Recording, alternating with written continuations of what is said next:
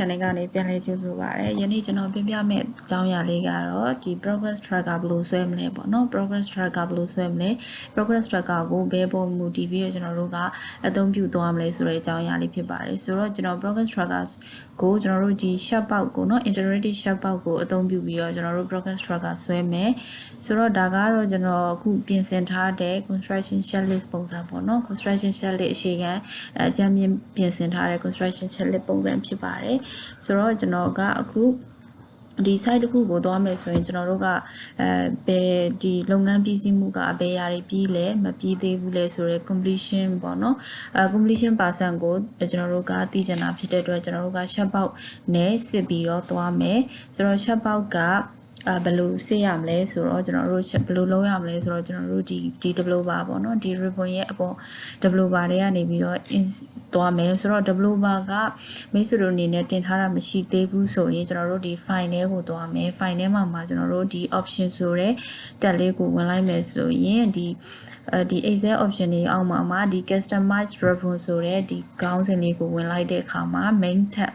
အောက်မှာကျွန်တော်တို့ကဒီ developer ကိုဒါကအမှန်ကြီးရှင်းထားတာကကျွန်တော်တို့ဒီ export လုပ်ထားတာပေါ့နော်ဒီအမှန်ကြီးဖြုတ်လိုက်ရင်တော့ဒီ developer tab ကိုကျွန်တော်တို့ဖြုတ်ပြီးသွားမယ်ဒါကျွန်တော် export လုပ်ချင်တာဖြစ်တဲ့အတွက်ကျွန်တော်အမှန်ကြီးရှင်းလိုက်မယ် okay ပေါ့နော်ဆိုတော့ကျွန်တော်ကဒါ developer export လုပ်ပြီးသားဖြစ်တယ်ဆိုတော့ developer tab ထဲကဒီ insert ထဲမှာကျွန်တော်တို့ဒီshop box ကိုအသုံးပြုပြီးတော့ကျွန်တော်တို့ဒီတော့เนาะအသုံးပြုပြီးတော့ဒီလုပ်ငန်းပြည်စည်းမှုကိုဒီ Excel database format file အနေနဲ့အခြေခံပြီးတော့ဒီပြပေးသွားမှာဖြစ်ပါတယ်ဆိုတော့ကျွန်တော် shop box လေးကိုယူလိုက်မယ်ဆိုတော့ကျွန်တော်လိုချင်တဲ့7ခွက်နေရာမှာထောက်လိုက်မယ်ပြီးတော့ဒီပုံစံလေးဝင်သွားပြီပေါ့နော်ဆိုတော့ဒီ shop box မှာကျွန်တော်တို့ကဒီစစ်တဲ့နည်းလေးတွေသိချင်တာဖြစ်တဲ့အတွက်ကြောင့်မလို့ဒီကျွန်တော်တို့ဒီဆဲကို right click နှိပ်လိုက်မယ်ပြီးတဲ့အခါမှာ right click ပြီးတော့ format control တွေဝင်မယ် format control တွေမှာကျွန်တော်တို့ cell link ကျွန်တော်တို့ဒီစစ်လိုက်တဲ့ကျွန်တော်တို့ရဲ့ဒီခေါင်းစဉ်ကကျွန်တော်တို့ဒီဟာစစ်ပြီးသွားပြီလား percent block ပြီးသွားပြီလဲမပြီးသေးဘူးလဲဆိုတာသိချင်တာဖြစ်တဲ့အတွက်ကျွန်တော်တို့ကဒီ cell link ကိုထောက်လိုက်မယ် cell link ကို click ပေးလိုက်မယ် okay ပေါ့နော်ဆိုတော့ဒီမှာကျွန်တော်တို့ကဒီအမှန်ချင်းမရှိရသေးဘူးဆိုရင်ဒီမှာဘာမှမပေါ့ဘူးเนาะဒါ link အနေနဲ့တော့ကျွန်တော်တို့ဝင်ပြီးသွားပြီဆိုတော့ကျွန်တော်ဒီမှာအမှန်ချင်းလေးရှင်းလိုက်မယ်ဆိုရင်သူက truth အနေနဲ့ကျွန်တော်တို့ဒီကောင်ကိုကျွန်တော်တို့ကမှန်ပါတယ်ပေါ့เนาะဒီကောင်ကကျွန်တော်တို့စစ်ပြီးသွားပြီပေါ့เนาะ true yes to do ပေါ့เนาะစစ်ပြီးသွားတကယ်လို့ကျွန်တော်တို့ကဒီအမှန်ချင်းဖြုတ်လိုက်ပြီဆိုရင် false မစစ်ရသေးဘူးပေါ့เนาะကျွန်တော်တို့ဒီလိုမျိုးလေးပြမယ်ဆိုတော့ကျွန်တော်ဒီဟာကဒီ format အကုန်လုံးမှာ Excel အကုန်လုံးမှာတော့မှာဖြစ်တဲ့အတွက်ကျွန်တော်ဒီဟာလေးကိုအခု dress ဆွဲချလိုက်မယ်ပြီးတော့ဒီကောင်လဲ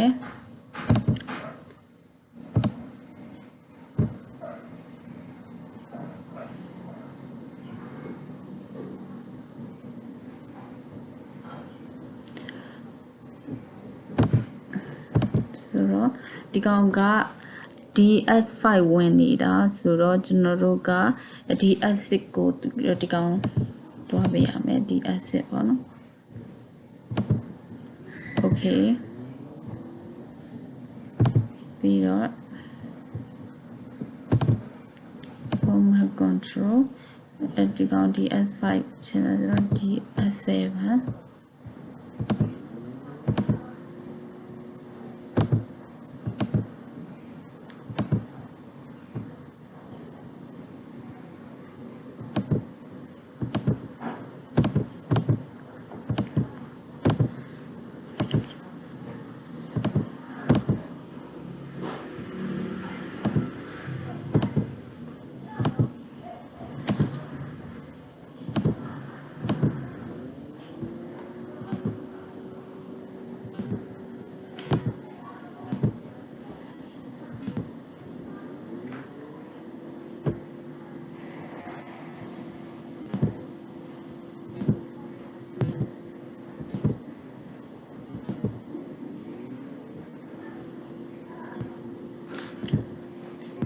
ဆိုတော့ကျွန်တော်ဒီကောင်က cell link တွေအကုန်ဝင်ပြီးသွားပြီပေါ့နော် cell link ဝင်သွားပြီအဲ့တော့ကျွန်တော်အကုန် match တွေခဏဖြုတ်ထားလိုက်မယ် match ကိုကျွန်တော်တို့ကဖြုတ်ထားလိုက်ပြီဆိုရင်အကုန်လုံး false အနေနဲ့သွားတယ်အဲ့တော့ဒီမှာ the construction site is safe from natural hazards and disaster ကျွန်တော်တို့ကဒီ salary လုပ်ငန်းတစ်ခုကို precise analysis နဲ့အခါမှာကျွန်တော်တို့ exam မှာ form ဖြည့်တယ်ပေါ့နော်ဖြည့်တယ်ဆိုရင်ကျွန်တော်တို့ဒီမှာက salary လုပ်ငန်းခွင်ကဒီသဘောဘေးရန်နေနဲ့ဒီ save ဖြစ်သလားပေါ့နော်save ဖြစ်သလားဆိုရင်ကျွန်တော်တို့ကဒီ Excel ထဲမှာကျွန်တော်တို့ကsave ဖြစ်ပါတယ်ဆိုရင်ကျွန်တော်တို့အမှန်ကြီးချက်လိုက်မယ်ဆိုဒီမှာ true အနေနဲ့ပြရတယ်နော်နောက်ပြီးတော့ construction area is made using date or sign ဒီဆောက်လုပ်တဲ့နေရာကဒီကျွန်တော်တို့ဒီ sign board တို့ဒီ date တွေနဲ့ဒီကျွန်တော်တို့ safety date တွေနဲ့ကထားလာဆိုရင်တော့မကရသေးဘူးကျွန်တော်တို့သွားပြီးစစ်တဲ့အခါမှာမကရသေးဘူးဆိုတော့အမှန်ချင်းမချိဘူးပေါ့နော် false အနေနဲ့ပြမယ်ဆိုတော့ဒီ check list တွေကိုအခြေခံပြီးတော့ကျွန်တော်ကဒီ check box ကိုအသုံးပြုပြီး progress tracker ဆွဲမှာဆိုတော့ဒီမှာကup-to-date safety poster signboard display on site. They are a good condition, very easy to rest and deliver. ဆိုတော့ဒီ poster တို့ signboard တို့ပေါ့နော် safety signboard တို့ကို site မှာ up to date လုပ်ပြီးသွားပြီလားဒီကောင်တွေကကျွန်တော်တို့ဒီမြင်သာထင်သာတဲ့နေရာမှာအလွယ်တကူဒီဖတ်လို့ရလားနေနားလည်နိုင်လားပေါ့နော်ဆိုတော့ဒီကောင်လေးကျွန်တော်တို့လုပ်ပြီးသွားပြီဆိုပါဆိုလုပ်ပြီးသွားပြီဆိုကျွန်တော်တို့အမှန်ချက်ချက်လိုက်မယ် true ပေါ့နော်နောက်တစ်ခုက personal protective equipment PPE prepare available on site ဆိုတော့ဒီ PPE တွေကိုဒီ site မှာကျွန်တော်တို့ကဒီကိုရီသုံးဒီ protective equipment တွေကိုကျွန်တော်တို့ထားပြီးသွားပြီလားပေါ့နော်ထားပြီးသွားပြီလားဆိုရင်မထားရသေးဘူးဆိုရင်ကျွန်တော်တို့ချက်မချစ်ဘူးဒါတော့ဒီလိုပဲဒီကောင်လေးကိုကျွန်တော်ကဒါပါတော့စစ်ပြီးသွားတဲ့ဟာတွေကိုကျွန်တော်တို့အမှန်ချင်းရှင်းလိုက်မယ်ဆိုရင်ဒီမှာ true အနေနဲ့ပြရတယ်အမှန်ချင်းမရှိရသေးဘူးဆိုရင် false အနေနဲ့ပြရတယ်ပေါ့နော်ဆိုတော့ကျွန်တော်တို့ကအကုန်လုံး database Excel database အနေနဲ့တွင်းပြီးသွားပြီဆိုတော့ကျွန်တော်တို့ကဒီမှာကကျွန်တော်တို့စစ်ပြီးသွားတဲ့အရေးအတွက် true ဖြစ်တဲ့အရေးအတွက်ကဘယ်လောက်ရှိလဲ false ဖြစ်တဲ့အရေးအတွက်ကဘယ်လောက်ရှိလဲဆိုတာကိုကျွန်တော်တို့ကသိချင်တယ်ဆိုရင်ကျွန်တော်တို့ကဆိုတော့မြင်များခြင်းဆိုတော့ကျွန်တော်တို့က count function နဲ့မြင်များခြင်း count count if function နဲ့ကျွန်တော်တို့ကစစ်မယ်ဆိုတော့ range ကကျွန်တော်တို့ range ကဒီ10လပေါ့နော်ဘယ်ဟာက true ဘယ်နှခုပါလဲ false ဘယ်နှခုပါလဲ save in နောက်ပြီးတော့ criteria ကကျွန်တော်တို့က true okay ဆိုတော့ true ၄ခုပေါ့ဟုတ်သလားဒီမှာ true ၄ခုတင်နဲ့3လေးပေါ့ဒီမှာ true ၄ခုတကယ်လို့ false ကကောဆိုတော့ဒီမှာကျွန်တော်တို့က function ဝင်ပြီးသားကျွန်တော်ဒီဘက်ကိုဆွဲလိုက်မယ်ဆိုတော့ဒီကောင်ကဒီ criteria range ကဒီဘက်ကိုကျွန်တော်တို့သွားမယ်ပြီးတော့ criteria တော့မှန်တယ်ဆိုတော့ဒီ true ၄ခု false ၄ခုပေါ့နော် false ၄ခုဖြစ်မယ်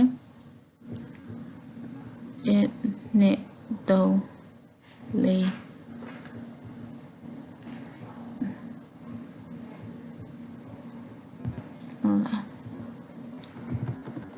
4နဲ့3 4နော်true ကကြတော့1နဲ့နော်3 4 true ၄ခု false ၄ခုပေါ့နော်ဆိုတော့ total အနေနဲ့ကကျွန်တော်တို့က total အနေနဲ့ပေါင်းလိုက်မယ်ဆိုတော့8ခုပေါ့နော်ဒီ progress ကိုသွားမယ်ဆိုရင်ဆိုတော့ကျွန်တော်တို့ကဒီမှာကစုစုပေါင်းဒီကျွန်တော်တို့ကဒီလုပ်ငန်းပြီးစီးမှု progress ကိုသိချင်တာနော်လုပ်ငန်းပြီးစီးမှု progress ဆိုတာကျွန်တော်တို့ဒီဘလောက်လုပ်ငန်းမှုပြီးစီးပြီလဲဆိုတဲ့ဟာစစ်ပြီးတယ်ပေါ့နော်ရှက်ပေါက်ကိုစစ်ပြီးတယ်ပေါ့အခြေခံပြီး true ပေါ့အခြေခံပြီးတော့မှဖြစ်တဲ့အတွက်ကြောင့်မလို့ true ကို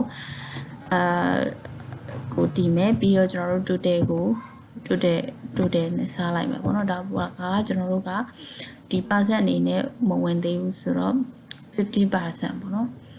50% ပြီးပါပြီပေါ့နော်50% ကျွန်တော်တို့ကဒီလုပ်ငန်းကိုဒီ precisely စစ်ပြီးတဲ့အချိန်ကြီးရှိပြီပေါ့ဆိုတော့ကျွန်တော်တို့ကဒီ progress tracker ဒီဘောကိုရှက်ပေါက်ကိုသုံးပြီးတော့ progress tracker ဘယ်လိုဆွဲမလဲဆိုတော့ကျွန်တော်တို့ဒီ progress ကို select မလိုက်မယ်ပြီးတော့ insert တက်ထဲကနေပြီးတော့ကျွန်တော်တို့ဒီမှာကဒီဘားတွေကျွန်တော်အရင်တစ်ခါပြောထားဖို့တဲ့ဒီ shadow အမျိုးမျိုးပုံစံဖန်တီးခြင်းဆိုတဲ့ဒီ topic ထဲမှာလည်းပြောပြီးသွားပါပြီဆိုတော့ကျွန်တော်ကဒီ shadow bar insert bar shadow ကိုအသုံးပြုမယ်ဒီ bar shadow ကဒီ 2D bar shadow ကိုအသုံးပြုလိုက်မယ်ပေါ့နော်ဆိုတော့ဒီခေါင်းစဉ်မှာကျွန်တော်က progress track ရဲ့ progress tracker လို့ခေါင်းစဉ်တက်လိုက်မယ်နော်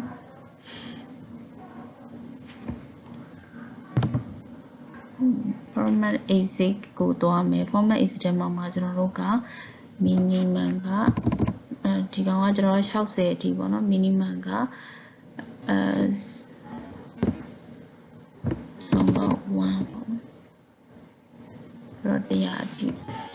ဆိုတော့ဒီကောင်ကိုကျွန်တော်တို့ကဒီပုံစံcolor ပြောင်းခြင်းလည်းရတယ်ကိုကြိုက်တဲ့ color ပေါ့နော်ကိုကြိုက်တဲ့ color ကိုရွေးပြီးတော့ပြောင်းလို့ရတယ်ဆိုတော့ဒီမှာ design ထဲမှာဆိုတော့ဒီ design ပုံစံအမျိုးမျိုးရှိရပေါ့နော်ကျွန်တော်ကတော့ design လုပ်ရွေးလိုက်မယ်ဆိုတော့ဒီမှာကကျွန်တော်တို့ percent ဘယ်လောက်ပြီးလဲဆိုတာကမသိရသေးဘူးဒီ progress tracker ရဲ့ဒီပုံစံမှာမသိရအောင်သေးဘူးဆိုတော့ကျွန်တော်ဒီဒါလေးအမှန်ချစ်လိုက်မယ်ဒီဘာရဲ့နောက်မှာဒီမှာ data လေးပဲဆိုပြီးတော့ထပ်လိုက်မယ်ဆိုရင်ဒီမှာ 50% ပေါ့နော် 50% ပြီးပါပြီပေါ့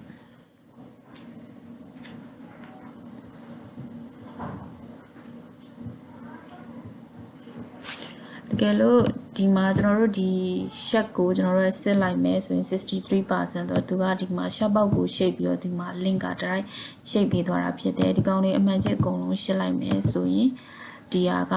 100% BC မှုရှိတယ်ပေါ့တကယ်လို့ကျွန်တော်တို့ကအမှန်ချက်တွေကိုဖြုတ်လိုက်မယ်ဆိုရင်ဒီမှာ 50% เนาะဒီမှာ 63% ဆိုပြီးဒီကောင်က shape ပေါက်ကကျွန်တော်တို့ဒီ